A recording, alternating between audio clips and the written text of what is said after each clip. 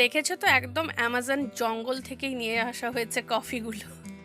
ওই ইয়েটা দেখেছি আর আমি এত হেসেছি সত্যিকারের নামটা পড়ে, যেন মনে হচ্ছিল একদম জঙ্গল থেকেই আনা হয়েছে কফি বিনসগুলো।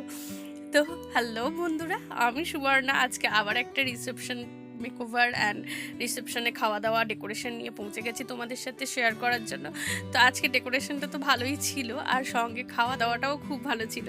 সবথেকে মজার ছিল ওই কফিটা, আর ওই কফি আর আমি পকোড়া নিয়ে চলে এসেছিলাম রুমের ভেতরে বসে খাবো বলে, কারণ প্রচুর পরিশ্রম হয়ে গেছিলো, দুটো ব্রাইড ছিল বলে।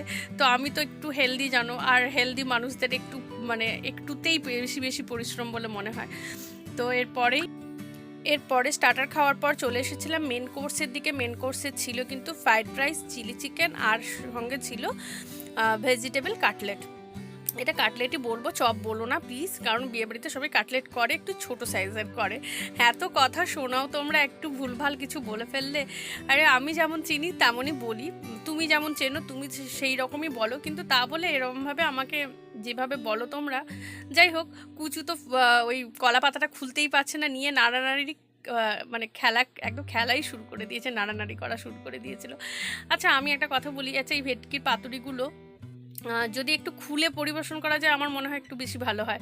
আর এত স্পিডে না খাওয়ার যায় না, সত্যি কথা। মানে আমাদের এদিকের একটাই খারাপ জিনিস, সেটা হচ্ছে যে পরপর পরপর মানে আসতেই থাকে, একটা মানুষ খাক আর না খাক, মানে খাওয়া শেষ হোক না হোক তোমার মোটামুটি পাত ভরে দিবে, পাতায় একদম দিতেই থাকে। যাই হোক, মাটনটা কিন্তু ভালোই হয়েছিল, খুব ভালো হয়েছিল। আর পিসগুলো দেখেছো, জাস্ট অসাম পিস ছিল, বেশ বড় বড় সাইজের ছিল, আর দারুণ খাওয়া দাওয়া হয়েছিল।